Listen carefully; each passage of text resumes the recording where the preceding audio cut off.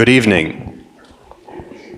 Welcome to our second studio art lecture series, panel discussion of the year. My name is Andy Over, and I'll be your MC and host. I teach in the art department, and I teach graphic design and classes like that.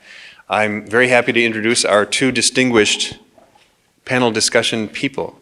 Our first is, well, he's distinguished. He's not a visitor necessarily, but this is Jason Jaspersen, highly esteemed.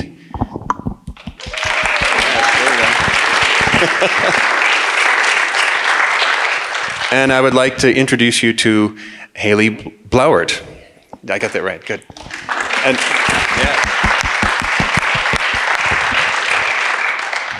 the reason we're here is because Haylee has written a book, and Jason has illustrated this book using some very interesting techniques, and we're here to learn more about that. So if you haven't had a chance to read the manuscript, the story, it starts back here and goes all the way around the wall and ends up at this end. So if you haven't had a chance to read it yet, you should do so before you leave tonight. I think that would make the lecture make more sense. So my job is to kick things off, and what we'll do is have a discussion, and then after a few minutes, we'll open it up to the audience for anything you might want to ask. So the most obvious question, and we had lunch today and we've figured out the most obvious question is also the one that's most difficult to answer, which is, what's this book about? This is the hardest question, and it should be the easiest.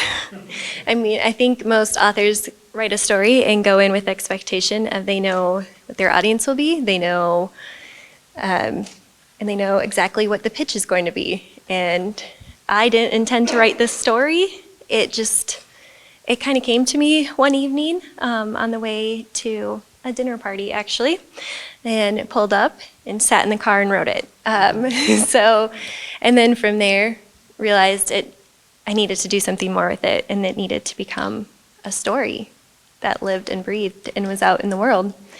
And I wrote it as a reflection after the loss of a friend, around the 1-year anniversary of it, and just kind of processing what happened and how to keep his light going, and what do you do when someone brings so much light into the world and then is suddenly gone? And what do you do with that, and how do you move forward with that? So this story really wrestles with unknowns and the weight of questions after grief and loss. So it is a story of grief, loss, community, mentorship, and what next, and hopefully that hope of what do you do with that? That sounds like a really fun children's book. I'm so glad you brought that up. But you would describe it as that, right? A book for children. Now, how does that? Because you haven't mentioned that yet. And how would you take a story that has such kind of a heavy theme and make it for children? Well, so does The Lion King and C.S. Lewis, The Chronicles of Narnia, and I think those are both excellently geared towards children and also very much for adults as well. Not saying that this is on par with any of those works. Don't get your hopes up. But it felt like a children's book was the natural outlet for it. Illustrations are so powerful, as you can see if you look around at these beautiful illustrations. It's a heavy topic that needs pictures to open up conversation and questions and discussion and guide parents, and really to be a resource and a tool. And Jason, you really talked about this well, so I'm probably going to pass it to you in a second, about, it's not meant to be just a sweet bedtime story. Do you want to? Yeah, I'll give that a try. Yeah. And I don't know if these people can see. You might want to sit back a little bit.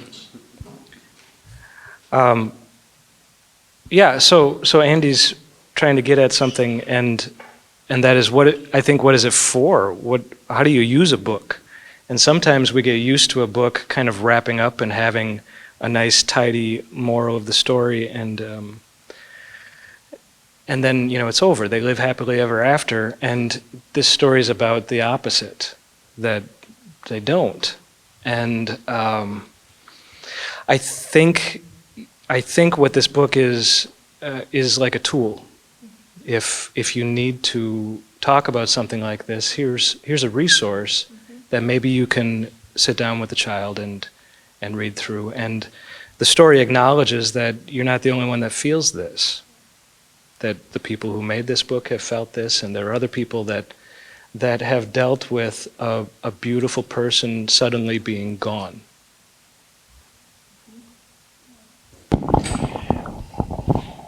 If you approach the book from a Christian sensibility, it seems to be that there are obvious Christian themes present, but none of those themes are what you might call overt.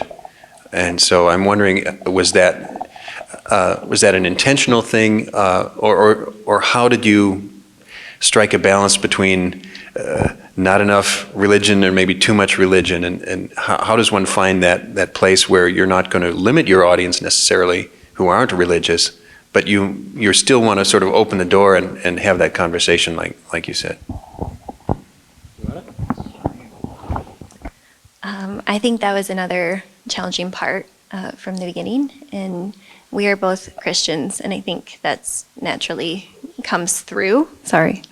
I think that naturally comes through. But I wanted the story to be universal. I really wanted, and you said it nicely earlier too, to bring people to the table. So I wanted it to be universal for anyone that might need it and want it, but then to have those Christian undertones that you can see and feel, and that might invite you to question and wonder, or if you are a Christian, to be able to pull on those and bring that conversation right there from the story. But it was hard to figure out. And we also talked about today too, of wanting to keep it universal, so having that intentionality there. And then also, I just kind of was like, who am I to really bring that in? It felt like another layer, if you make it overtly Christian, that I would have to know exactly what I was talking about theologically and have that piece be in there. And I didn't trust that, and I didn't want that to pull away from the message either. So I think that was another subconscious decision along with being universal. And then your illustrations, you did some Christian pieces. That's really cool. Sure, right. So if you read the words, there's something happening, and if you look at the pictures, there's another program that sort of pulls from the words. So for example, the second spread, I'm going to start pointing around. The second spread over there, the story starts where I'm pointing behind this pillar, wraps around the gallery, and ends over this direction. The second spread introduces thorns.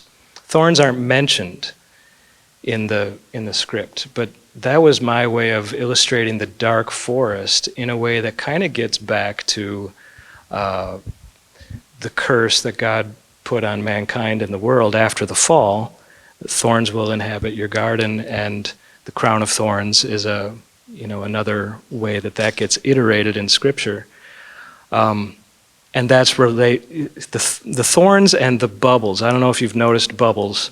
Those things kind of emerged at the same time as a visual way to solve the primary conflict. What's actually happening in this book? Something great disappears. Well, a bubble gets popped. Was sort of my visual way of following our character, and then it all came about because I had to figure out, well, what does the spread where he dies look like? And that's over here in the black.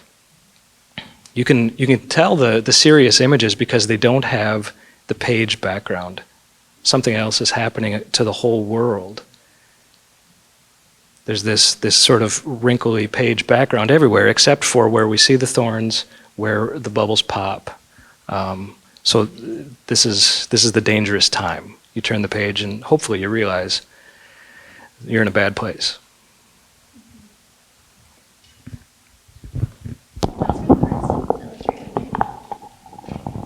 Those were the hardest ones to do, the most weight, the most... Conceptually, for sure. Yeah. And I think just practically too, they pose challenges. But conceptually, I don't know if people understand when they look at something like this, the real wrestling happens in composing, trying to figure out what do these words look like, how, and then, you know, what are my resources, how am I going to populate this world, what does the world look like? But the wrestling is on display. There's my sketchbook over here on one of these pedestals. Feel free to page through it, because I think you'll see some confusion. When you look back, there's little thumbnail sketches in the top left corner, really rough ideas, and then ink drawings. And you might compare and contrast and see differences along the way, because I really didn't know where I was going in some cases. That's an interesting thing to consider. There are some people here are artists. Some people are artists in training, and many of you aren't visually, should we say, visually inclined. Thank you. And so, consider for a minute that you're staring at a blank page or a blank screen, and there are literally in infinite ways you could approach what you're about to do. How do you know which is the right way and which is the wrong way? Which way is righter or wronger than a different way? And so you talk about the struggle. And so the illustrator faces that kind of a question from the very beginning, but the author too. So a question for both of you. Well, one of the things art students come in and there's always a small cohort of students that think, I want to draw and write children's books. Is anybody raise your hand if you have had that thought before? Right, so there's probably 6 or 7, 8 people here who have that idea, and they think, wouldn't that be a fun thing to do? Well, Haylee, you thought that same thing, but then you actually did it. And you've taken, how long now has it been since you first discussed it? 4 years. We're counting 4 years, I think. Okay, so some of you were freshmen in high school when they were first considering doing this book. And so, and very few of us have the experience of working on a single project for 4 years, right? So it's not like you worked constantly on it, but on and off for a long time. And it's not something that you can, it's very easy to just let slide, right? But you didn't. So explain to those of us here for whom that might be an alien idea, that, you know, like, why would I write a story? Why would I want to get it published? And why would I want to hire an illustrator? And why would I, you know, instead of watching TV or playing Minecraft or something? Well, I don't even know what Minecraft is, so that eliminated that option. Seriously? No, I have students talk about it. I'm a kindergarten teacher. I didn't talk about that. Yes, I feel like there's a lot in that question. So let me backtrack and think the why, right? That's the heart of the question you just asked, perhaps, the why. What was it about it that kept you going for 4 years now? A piece that I don't think we've mentioned yet tonight is this book is also a tribute to our friend. We met in grad school, and our friend Rob, the real Rob, he was in the program with us and part of our community during that time, and he had such a profound impact on us and in our community in the XED program here in Mankato. And he was someone that brought just a ton of light into the world, and he passed away unexpectedly in a single vehicle car accident. And it's just one of those things, it's a sunny Tuesday morning that just hits you. So that's kind of how that happened. And we had talked about kind of early on when we pitched the idea, what do you want to do? What do you want to do with this, and why? And Jason had asked a lot of great questions around that.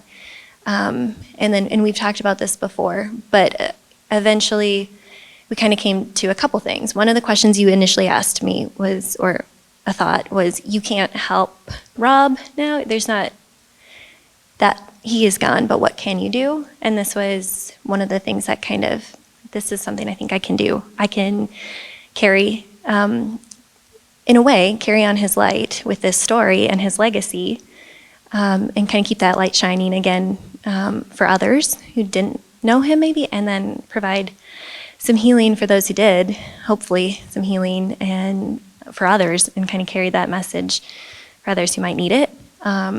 And that has carried it. And then Jason said a line that I always share because it's been the most impactful thing. You've said a lot of impactful things, but it's been one of the most impactful things. That first day in his art studio, when I pitched the story to him, he said, "If this story was placed in your hands, be a good steward of the Lord and deliver it." And I have carried that every step of the way. And in the seasons where it kind of dipped down into almost just being a side thought, it always came back to, there's a reason we're doing this. This story is special and needed, and I'm going to deliver it. We're going to deliver it. And that's what we can do to help and to honor Rob. I don't know. But, and it wasn't easy. I guess to the 4 years, no, it ebbed and flowed frequently, right? It'd be fair to say? Yeah. Yeah. Sure. So, I mean, 4 years sounds like a lot. It is a lot, but it's happening in between other things. I worked at a different place at that time. You've worked several places. COVID is parenthesized in the brackets of this project. The world has changed. But we were doing, it was on the side for both of us. Sometimes 6 months would go by or more where we're not talking about it, maybe doing something a little bit, but it was little nibbles here and there of the project. I forgot I said that. Every time you tell me that, I forgot I said that. And I think I agree with myself. I agree. That to be a good steward, of this, because, what do you do when something bad happens? You kind of have choices. You don't get to choose anymore what happened. Yeah. But how you react is really where you're at. The thing that you get some control over. Not a lot of control sometimes, especially if it's emotional. Now it's time for Andy to prompt us again.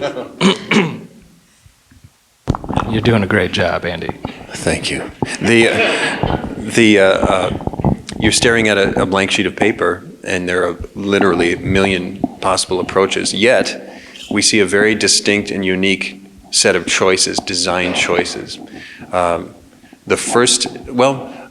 What we see overhead, these are the original paintings that are now displayed in the book.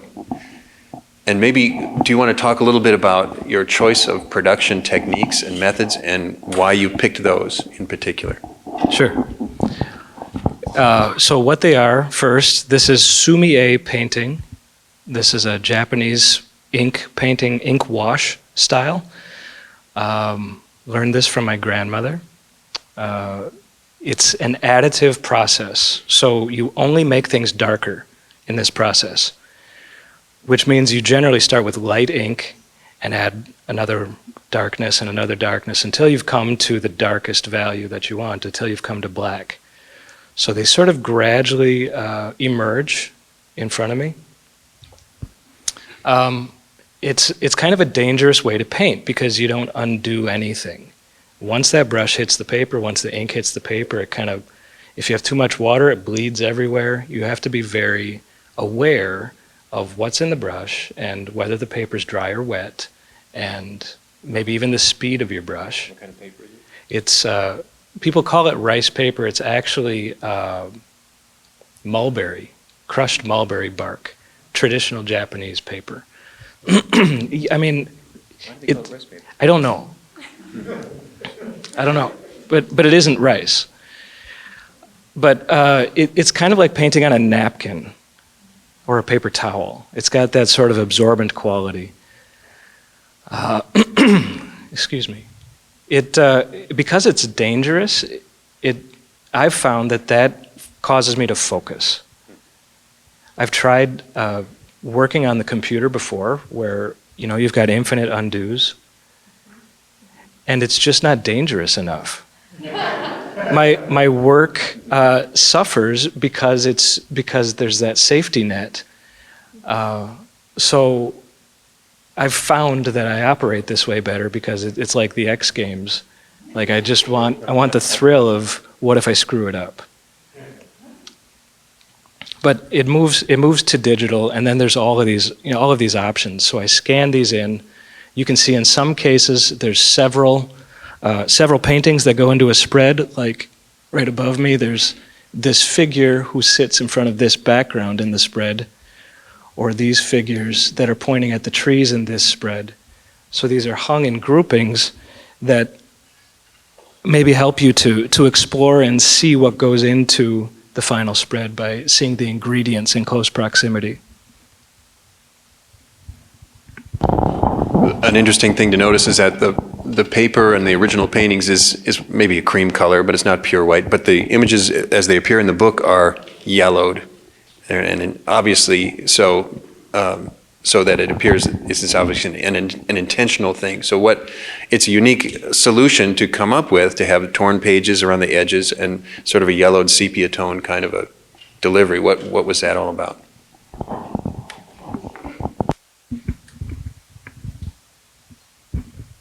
Test. Yes.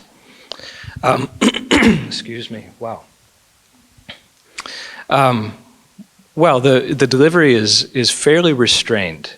You know, you could have millions of colors on the computer, and there aren't in the final delivery. It's trying to hold back. We're trying to use a fairly restrained approach because of the tone of the story. We don't ever want it to feel trite, right? So I think from the painting to the restrained handling on the page, we're evoking a world that's kind of timeless.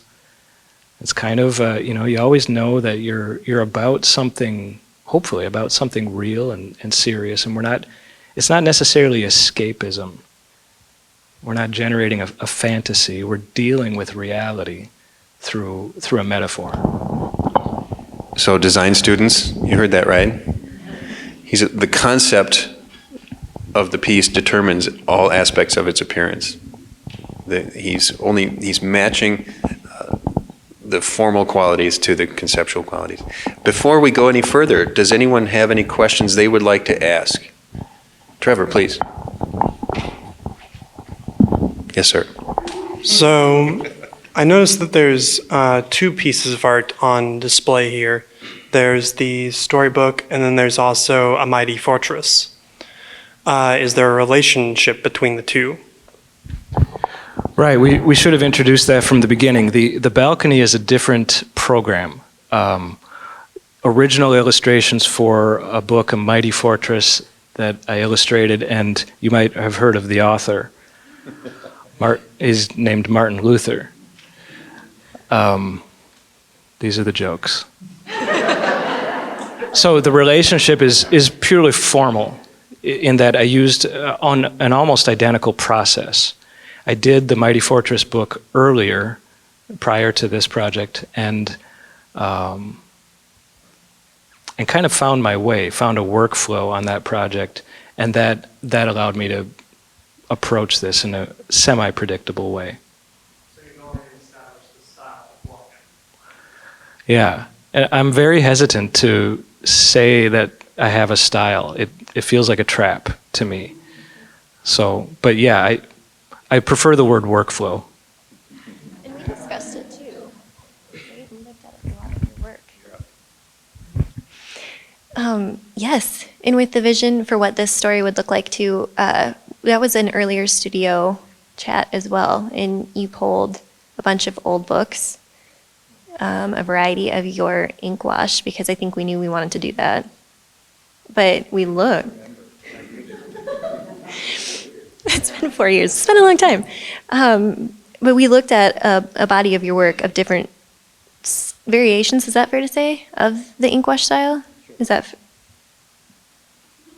we're going with yes. Okay, variations of it, and then kind of landed on which style? Is that fair? Which style? I think you're doing great. Okay.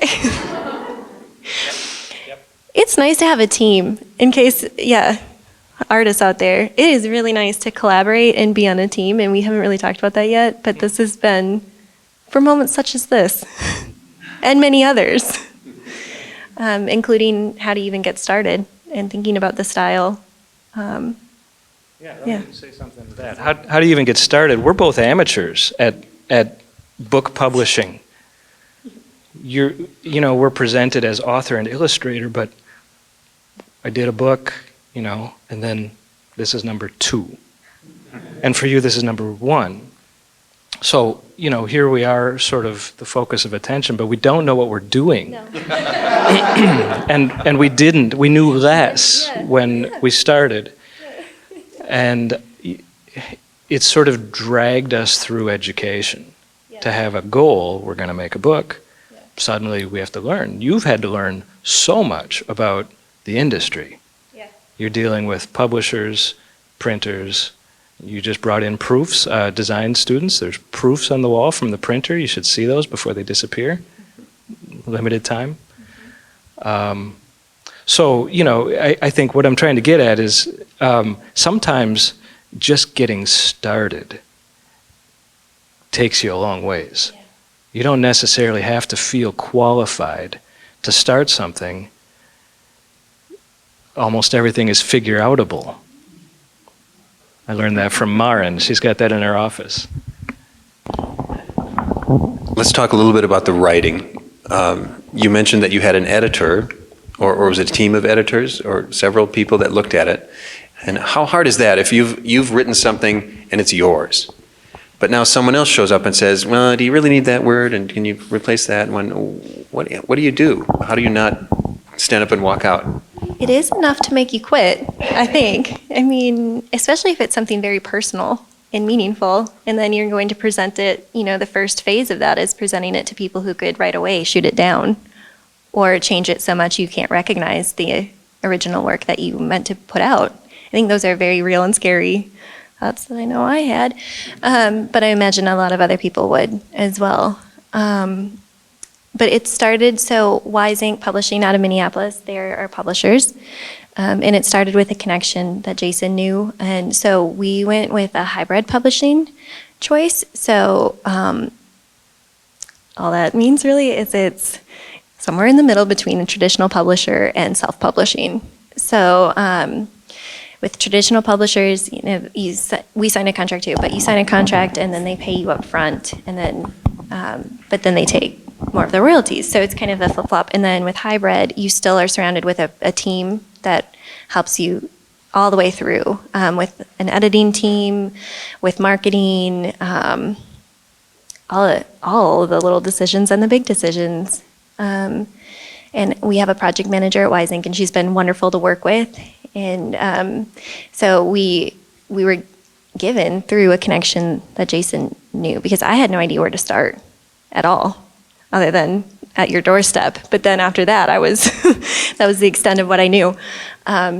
So through connections of people, and they helped us find Wise Ink, and then we reached out to Wise Ink and pitched the idea, had some meetings, signed a contract. And it was scary. There's a lot of vulnerability with even just starting with pitching the idea and then going through the editing process, where it is fair game. That is their job to make it better and to have a product, right, that is as polished as you can get it. But you do have to be uncomfortable, I guess, with different ideas and changing your mindset. There are so many pathways to a printed book today, many more so than maybe even just 20 years ago. There's print on demand. There's all sorts of the hybrid approach that you've described, and a straight up getting a contract from a major publisher, and they kind of just tell you what to do. Exactly what to do, yeah. And so for anyone who, I guess there is no one method anymore that works, or that works in every case. And so you've written this thing, and maybe I'm getting it wrong, but they've once the printing is done, they pretty much have no more influence over you or any say in profits or how profits are distributed or anything like that. So were you comfortable with the people that you worked with? Were they really on your side to make the best product available? Because once the printing is done, again, they have no potential profit to be made. Yes. But they still cared, and they were good to work with. Yeah, I think that's a fair point.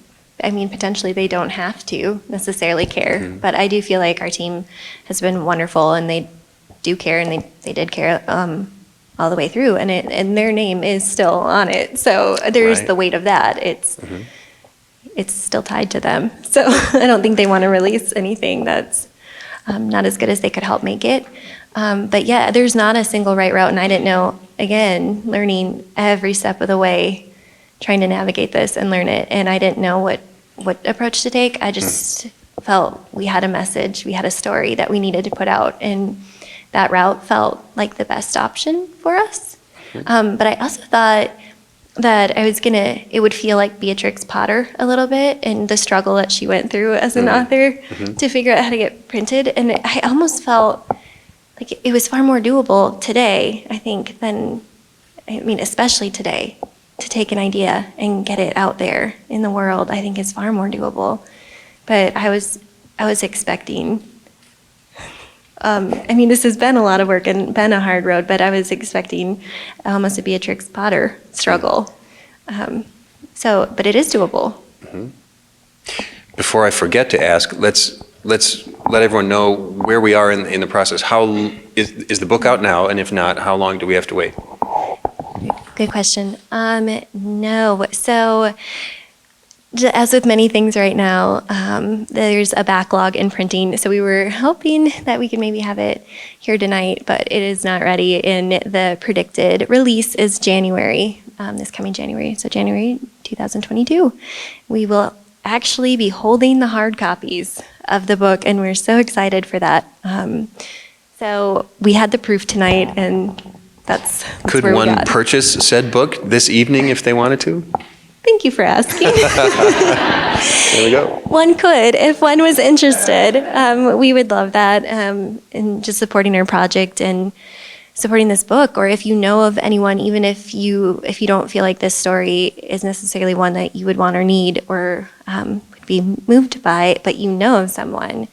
Especially, we talked about the timing of this book, that we didn't intend to have it come out. We obviously had no idea 4 years ago that we would be in a world of COVID, in a world of a lot more, what feels like an elevated time of grief and loss, and separation. And community is an essential part of the story as well. So the timing of it is significant as well. So we hope. We don't believe in coincidence. So we hope that there's a need and that this is helpful for many, many families and children, especially during these times. So, sorry, roundabout way to get to your answer. That way, Marin is over there waving, and she is taking care of pre-sale orders tonight. So it will just be pre-sale, but she's done a fabulous job. Again, not knowing, she is amazing over there, and has taught me more today, again, in this process. So she's over there if anyone is interested. I have more questions, but I would like to see if any of you have a question. Yes, please, Denise. I'm curious if your publisher's helping you with marketing, or are they done and you have to do everything now after that?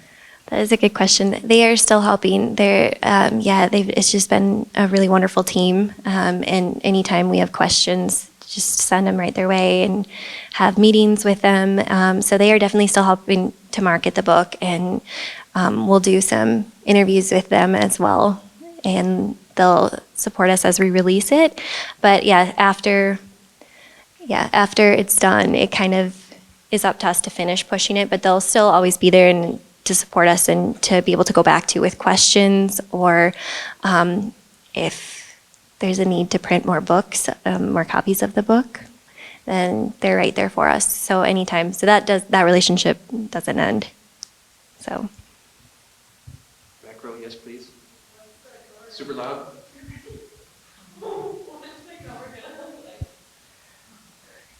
Good question. The cover is right there, hanging down from the wall. There's am I explaining that okay? Thank you. The front cover and then the back, and you can see the bind. And it has an ISBN number, everyone. I am just thrilled. It's been 4 years, and we have an ISBN number and a front and back cover. So it's over there if you want to see the cover. And then the proof is on the second gray. Yeah, there's a Counter. pedestal that has a print proof that you can pick up and kind of Page handle it, and we need it back, Yeah. but page through it. Yes, please, Carolyn. Do I have a mic or not? Okay. Am I loud enough or not? You would have this one. Do you want this one? Do you want this one? Sure. So I don't know if this was it meant to come across this way, but one of you or both of you said something about education, like having when you were in education and doing this and whatever. And do you think that because obviously you are involved in art and that's what you teach, and you are obviously doing things with English somehow, and so do you think in a way the fact that you went through this with your friend brought you to the careers that you now know and love? Wow. That's a good question. Wow. So if we're gathering this, right, our relationship with Rob and sparked this, which now here we are. So You're asking if somehow this project led us to our current career.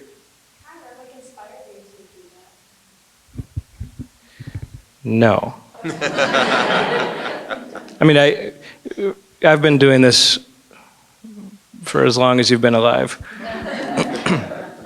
So I've been on this path for a while, but you might have a different answer. yes. Yes.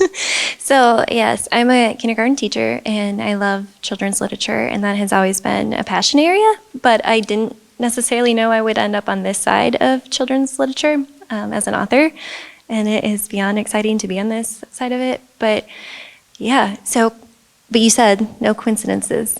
Right. So we met Rob, and we're from all over, and Rob's from New Jersey. So we met Rob.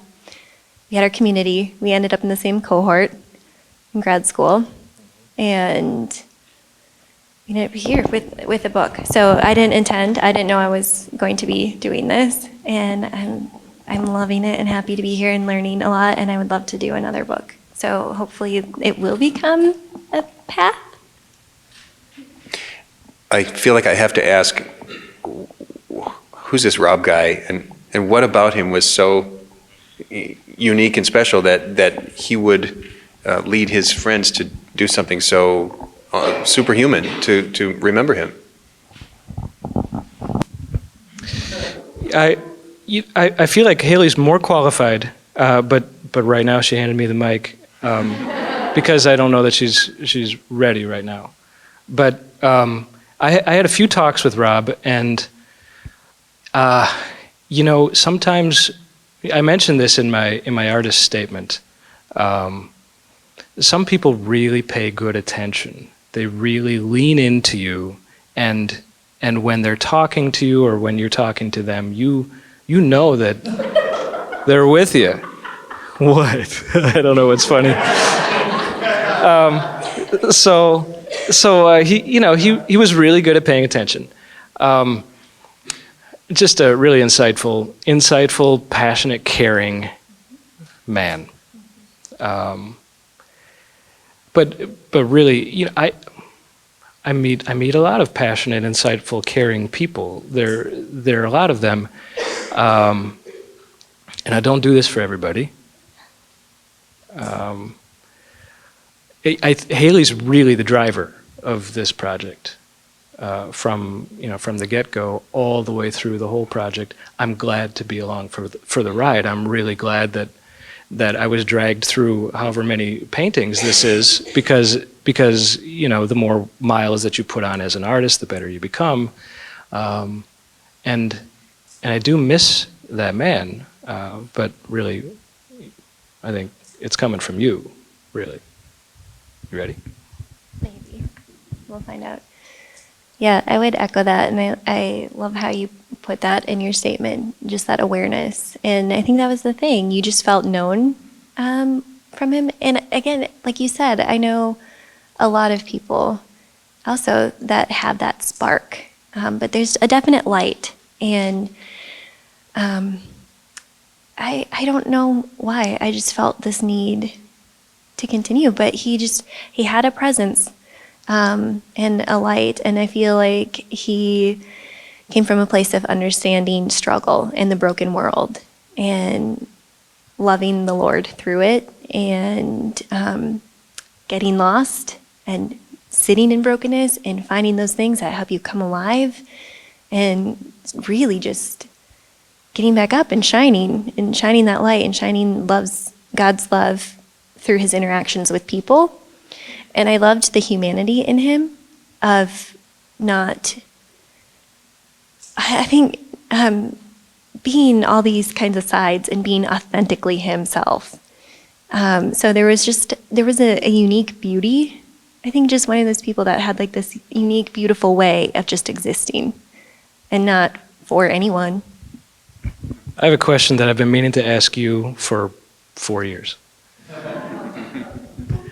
There's a spread. It's a dance party. It's the second from the right. I painted it, and the text, I'm going to read it. The text says, "When evening would come, he danced with joy throughout the square and ate cheese from his pockets." That made it through all of these edits. And I've never asked you, why is the cheese in there? Wow, thanks for asking that too. Okay, so quick side note on that. This story is not an autobiography. I just want to be really, or not an autobiography, sorry. Yeah, that's right, that's different. I wasn't trying to tell his story. I wasn't trying to write his life necessarily. I was trying to pull his character, his being, and that essence, I think, that you felt from being around him. And kind of like a legend, we use that word, almost like a legend. But I will say, since you asked, the cheese incident is real. So that is authentic Rob right there. He worked for Knowles. He was he led expeditions. I think you have to spell out Knowles. National Outdoor Leadership School. Sorry, thank you. And so he worked in wilderness work and led and taught, and he instructed children and adults and in different wilderness expeditions and learning different skills that way and learning about life through being outdoors and with nature. And I think a part of that is what we loved. He was very unnatural, he was who he was. And he was used to living off the land and carrying cheese in his pocket and munching on it if he was hungry. So that came out at a fun party. Did those things go together? He was dancing and he had cheese in his pocket? It came out, it did come out at an event that, Pulled some cheese.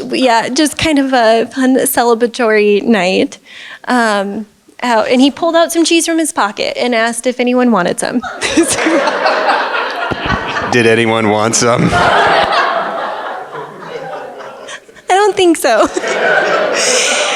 But we all admired the fact that he asked it.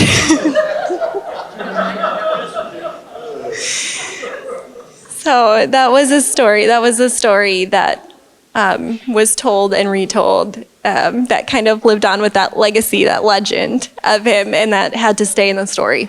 Because he was very lighthearted. He was very serious and wise and a deep thinker. But he was also hilarious. And another story that people would tell of him was just, being in the middle of talking about, quoting probably some philosophical person, and then having, I think Dan told this story, and then having a Taylor Swift song come on, and he would stop and just kind of let loose and dance and sing the song, and then he's like, okay, so anyway, so they were saying, and then he'd go back to this deep thought. So he was very lighthearted, while being able to just have this sense of reflection and this depth to him, and I think that was special and worth sharing. people are complicated, right? So you can be hilarious and you can be deep and you can also be troubled, right? And that's part of what we're trying to get at here, that there isn't that much content in the world that acknowledges that people are complicated. And broken and uplifting. Right, all at the same time. Super helpful and broken and struggling, but also hilarious and fun, and just that can exist in the same person. We were talking a little bit earlier at lunch about that, sort of an extension of what you were talking about, where God knows all. He sees things from an infinite perspective, to the point that even bad things from our perspective can be used for good in the big picture. And I'll confess, as I read, I was a little bit put off by the ending. And earlier today, you had a student whose reaction Yesterday, was... I had a student tell me that she was angry after reading the book. And then she read it again, and she understood it. But it was such a letdown. Like, she wanted some kind of a payoff, like, where's the moral? And it just leaves you dangling. Mm-hmm.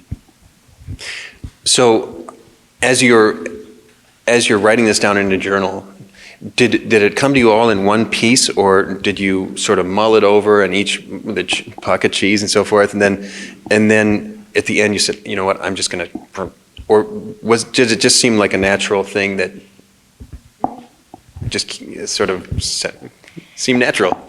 It honestly, it kind of flowed like this. I think the cheese was possibly an original line from the very, very beginning. And he also disappeared in the original entry because that was the story. That was what happened, and that was part of the reflection on what happened. And yeah, and it makes you angry, but that's part of living too.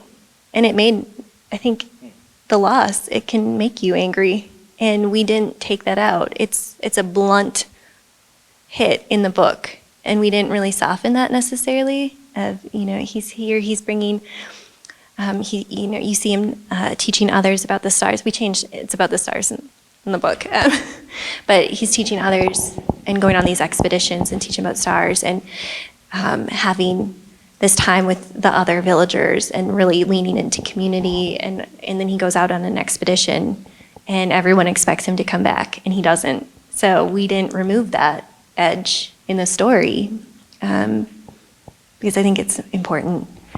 Speak to how you imagine the role of the book in, maybe it's too much to say a therapeutic session, but certainly that's possible. It's not necessarily a manual to how to deal with grief, but how do you see that performing? Jason and I have talked about it being, I think this was your wording, of it being more of a question. It's definitely not a how-to. There's nothing in this story that tells you exactly how to navigate grief or loss, or how to do that with your children. And that's not the point. The how-to is not the point of it. But questioning is, and we want it to be a conversation piece and a question. And we also know that a lot of times in loss, and especially like that with the real Rob, no one will, on this side of heaven, will get to know exactly what happened and why it happened. You have to sit, in a lot of cases, especially with unexpected loss, you have to sit, you're kind of forced to sit and be stuck in the what happened and why. And in this story, you don't know what happens necessarily in the dark forest either. His bubbles pop and he never returns. So there's not really a resolution, and I think that is frustrating. There's not really a resolution in the book. But with that, you can open up those conversations of sitting in it. And then it comes back. So can I keep going on this a second?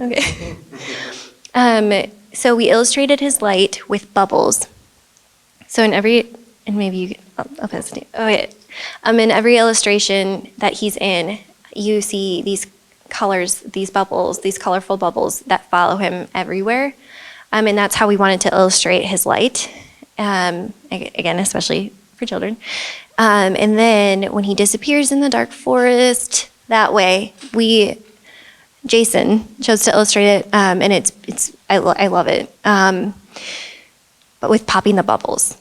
So there's that sense too, in a conversation point of, it can feel like somebody's gone, and those bubbles are gone. But we see as the story keeps going, those bubbles come back, even though Rob does not. And we wanted to hit on that, and we feel, and actually your daughter helped share this morning too, there is hope, right? There's hope in the bubbles returning, because you see that his light is just in different places, and you learn to recognize that and see the presence of whoever for this situation, Rob, but you see the presence of whoever you lost, and you can learn to kind of recognize those pieces and carry that with you. And you get to carry those bubbles and that light and continue to shine on and shine a little brighter. So the bubbles aren't gone, even though they pop. They come back. They're there. They're still there. And there's hope with that. Well, I'm coming back to the complicated thing. Because I learned in this building that the best artwork in history has something to do with what it's like to be a human. What is it like to be alive? And this is part of it. Sometimes it's hard, and sometimes it's ambiguous, and you sit in not knowing. And, this isn't we've already been through what it isn't. But hopefully I said at lunch, it's like a good dog, that when you're sad, it just sits by you. It's just, good dog. Nothing has to be said. That's kind of, what the book is. It just acknowledges that, sometimes it's like that. Question, please, in the back row. Can you?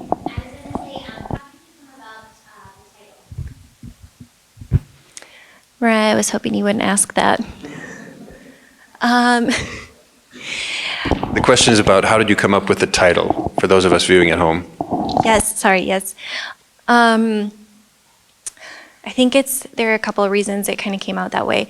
So I chose to kind of be inspired by Galileo a little bit with writing it.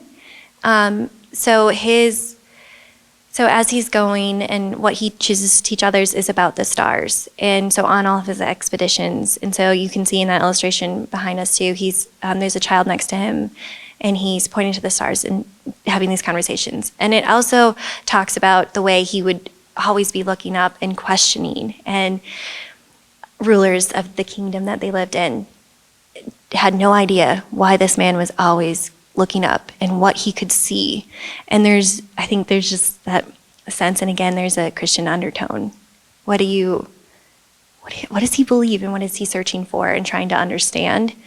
So the stars just seemed like a natural way to also go about all of that. And then at the end, with the last spread, spoilers alert, the last spread, the kind of final message is, you sit in those questions, and the villagers wanted him and waited for him to return, and he never did. And they sat with those questions, and and it says the second to last spread talks about how many of the villagers started asking questions themselves and searching. And then the final spread is, but one thing was certain: his light never left the sky. So, just again tying that in, and I don't know. It just came out. The title came out that way. I think through thinking about it in that way. I don't have a really concrete, great answer. Another question, Peter, and then Ben. I'd like to get back to the dangerous art and maybe what you've done here, and then also, if bubbles are a theme, the bubbles are digital, and this stuff is put together, I guess, digitally. Is there some reconciliation at all between the dangerous and the digital? Because you were mentioning digital seems like you can have a million unused. And so, what did you have to do to kind of piece it together for the page? Okay. Repeating the question, essentially you're asking how did it work? How's the workflow? And does the digital sort of counteract the danger? True? Sure. Okay. Yeah, the digital kind of allows me to erase some O's. So if you look closely, you know, there are lines through people's faces that I've had to erase, and you just can't. You know, like this one in particular has some problems. And I learned, this is the first spread I did, and everything's all in that one, and it went okay, but as I went along, I realized I could really mess this up. So that's when I started working with several layers, with backgrounds. This background appears twice in the book, and it's a tracing of this background. So the same location actually appears 3 times, and it's actually in Epcot Center. It's from Disney World, from a vacation photo. And there's a Colorado vacation photo over here with my kids sitting on the wall looking at mountains. Yeah, Maida's up here as a younger kid. I mean, right, I need sources, so I have to find those someplace, and for the most part, they're copyright free. But drastically changed. Yeah, now we can't put this on YouTube because I said Disney World. But I learned that the danger is maybe a little too dangerous because I actually have to deliver. And the digital does allow a lot of magic flexibility, that I can change the size of things and move them around and flip them and play with the colors and the orientation. So I guess I kind of found my sweet spot as an illustrator. I need that little spark to really, really pay attention when I'm planting the seed of the illustration. But then I do love to tinker.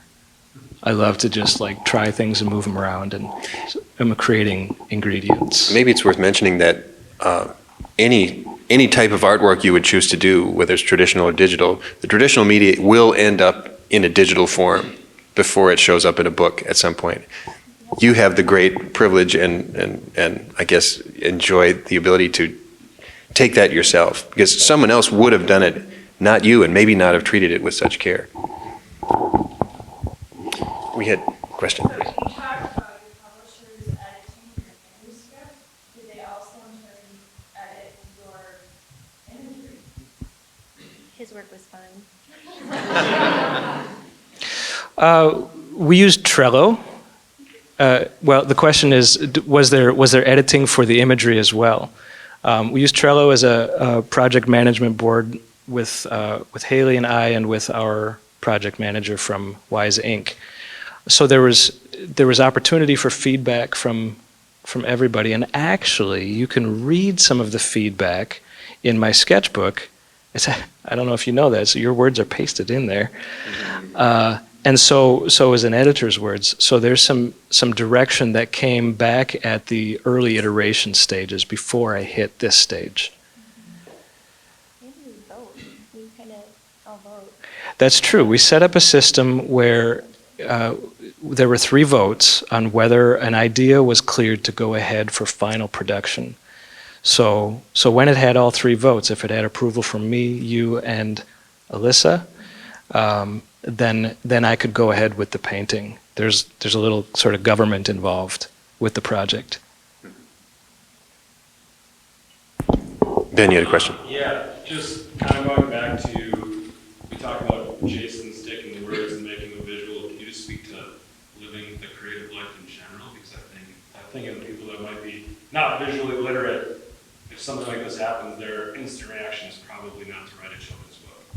Or they will sit at a blank page for forever. So for you guys, what does it mean to be creatives and have this as an outlet, and how did you get to that point? Because you're talking about, hey, you went to school together, that was, I'm assuming, experiential ed. So this is a big part of your life, so how'd you get to the point where this is just the natural outlet for you? It's a brilliant question. It's a brilliant question. I have no idea how to attack. The question is, how did you get to a point where you solve a problem this way? Creatively. Like, so how, that's like asking, what's your life story? How much time do you Isn't it? You got an angle on this? I'm struggling. Could it be said that Jason is at a unique place professionally and ability-wise to take something like this and hit the ground running with it? But what we see here is the end result of decades of training and preparation. And so it's for you students out there. Now I know how to answer it. Thank you. Yes, right. So right. This only takes 4 years because it took 25 years, something like that. Right. You just live it. I mean, lots of miles, lots of drawing, stacks of sketchbooks and painting. And how do you get here? It's like that. Put in the work. So how did you guys start the story itself? Did you start doing highlight, editing, like As an illustrator, I can answer. The question is in what order did the story develop? And from an illustration standpoint, it was all over the place. I did not paint these chronologically, partially because I didn't want it to look better as the story went on. I didn't want it to show. I didn't want my progress to show. So I kind of jumped around, and because of that approval process, different things would be cleared. On the story? Okay, I'm going to kind of loop two of those. That creative question. I think we all are creative by design. And it just I think it comes out in quieter ways. Despite how I'm hopefully doing tonight up here, I typically reflect and get those thoughts out quietly. And writing became a natural outlet maybe like a decade ago, but it was all things that was kind of kept in a writing folder in a stack with no intent to move forward with any of those things. Just part of the creative process. So it started just as a lot of those other writings, and writing it flowed. Again, I don't feel like it necessarily came. It came, and it came out. I don't know, it came out, and then kind of in a story format in my mind, and it developed from there. So you weren't strategic. I wasn't strategic. Did you start with? No, I did not. No, and I'm not. I don't know if you were touching on this. I have had a really hard time considering myself a writer and an author, actually, even though I think the latter is for sure coming out. That's happening. But I never had any formal training with writing, and I feel like I felt like I couldn't do it, and I couldn't do it for others to see because it was not. It's creative. It's creative expression for me. So the creativity side, I get. The technical side, I've been learning. Is that, and in the creative side too, you learn, you grow because you do it again and again, and you learn to lean into it and being uncomfortable, not knowing what you're making and what you're doing, or what it could be. That is learned through it. I'm agreeing with your words. It sounds you make it sound effortless. Were there fits and starts along the way? Did you start a draft and then say, no, it's no good, I'll try it again? Or did it just it just came out? This one, sorry. prematurely handed that to you. This one, again, and that's why I feel like this didn't necessarily come from me, but Elsewhere. Because it came out a lot easier than anything else I have really sat down. So I kind of also have learned with the creative process to lean into the things that I feel like are placed on my heart and in my hands, and to lean into that versus when I feel like I'm really stretching to just come up with an idea and start going. That takes fits and drafts and stops and goes and a lot of uncompleted work. But this felt like it was placed, and I think that was another piece of the assurance to keep going with it, because it didn't feel like it was coming from me necessarily. I got something on that. Okay.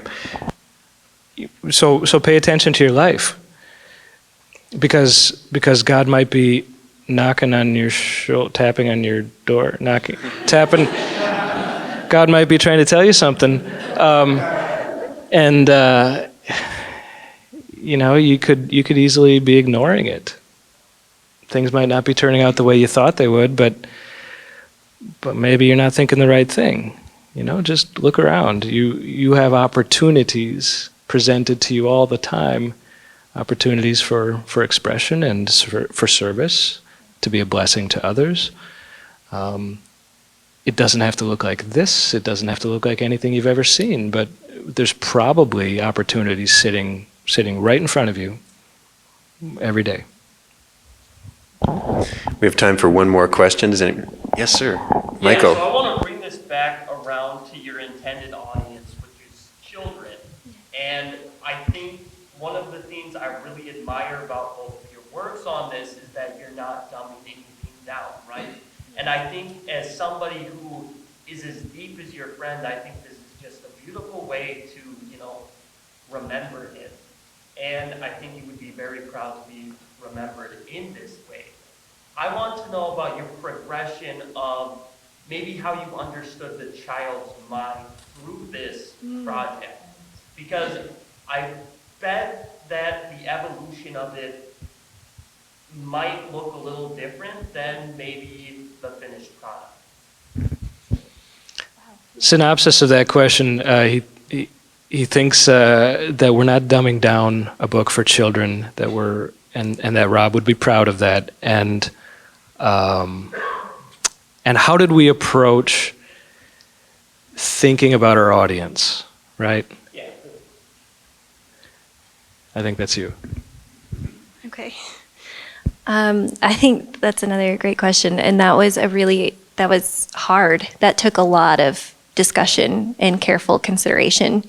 But from the beginning, the topic itself, we knew it was going to be a children's book. That's what we pitched it. That's why I pitched it to you. And we've also discussed that it doesn't necessarily fit in what you would think of a children's book. It doesn't have a neat home in that world of being a board book or being just a bedtime story, because it is heavy and it does deal with very human, very real pieces. And that was a fear that I had, certainly. I don't know if you did, but a fear I had the whole way through of, is this too heavy? Will it fly with the audience being children? And that has been a fear that I've had the entire time.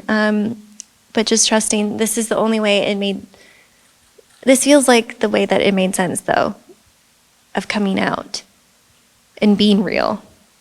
Yes, please take over. Well, Mike, you make a great observation that we're not talking down to children. We're acknowledging that they too are complex and confused. So I appreciate your insight on that. And I had something great to say just a second ago. It's kind of gone. There will be time after the presentation for you to remember and share. Maybe. If you have any more questions for our two distinguished guests, please come up and say hi afterwards. Otherwise, let's say thank you to Haylee and Jason.